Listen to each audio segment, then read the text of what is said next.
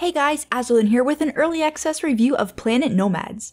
Planet Nomads is an open-world sandbox game focused on survival, crafting, and exploration. The game is currently in early access on Steam. There isn't any story right now. You start off after your pod lands on an unexplored planet with only your spacesuit and tool.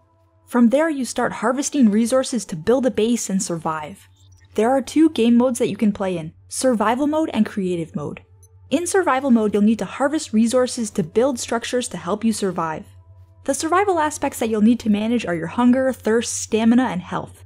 If your hunger, thirst, or stamina reach 0, then your health drains until you either die, or eat, drink, or sleep to replenish it. The survival aspects are pretty manageable. You can find food and water in the wild and either consume it raw or refine it to provide more of a bonus, as well as avoid any negative side effects like radiation poisoning. You can also sleep in the outdoors using a sleeping bag, but one of the times that I went to sleep outside, I died, but I have no idea why.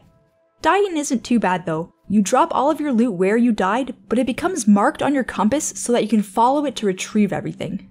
You'll have to gather a whole lot of resources, and use a 3D printer to produce various crafting components. Resource gathering is very slow without using batteries. The batteries are consumed and need to be crafted frequently using different components. The crafting components are also used to build more structures, such as walls, ground vehicles, and greenhouses. Some structures require power to function, and you can use generators to provide them with enough energy. I did encounter a bug where the power wasn't working properly though, and I had to destroy my items and rebuild them for them to work again. As for crafting vehicles, you design them yourself.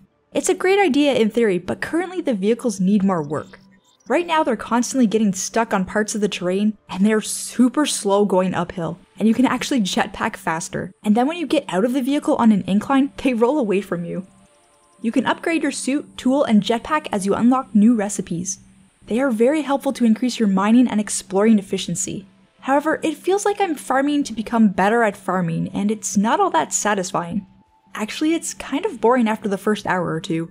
I traveled over 32,000 kilometers to see if there was anything new or different from my starting location, and I encountered a few enemy types, but none of them were very interesting or felt all that engaging. It's a shame to see such a massive world to explore, but have it feel so empty. I came across some snowy mountains and barren land, but as for the flora and fauna, there wasn't really anything new to see, and I would love to see more content to discover, not just new biomes, plants, or animals, but maybe some ruins or cool landmarks too. In order to unlock new crafting recipes, you have to build the earlier recipes that you already unlocked. The way that they unlock is fine, and it's probably good that everything is slowly introduced. In addition to building structures, you can also dig through the terrain. Affecting the world around you is a great feature.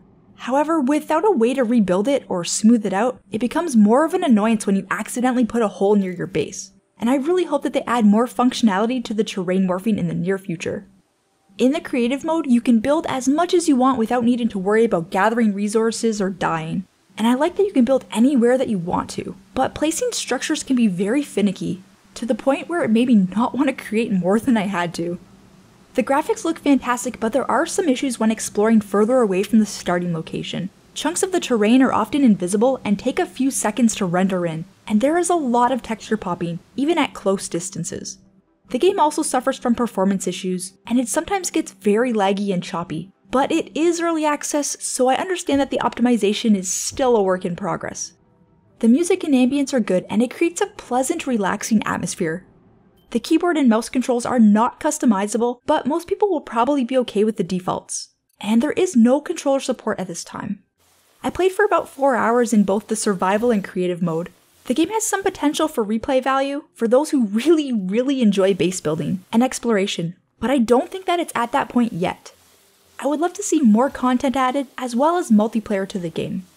Planet Nomads is off to an okay start, but right now there isn't a whole lot to do or see. The game has a very long way to go before it even comes close to what the developers envision for it.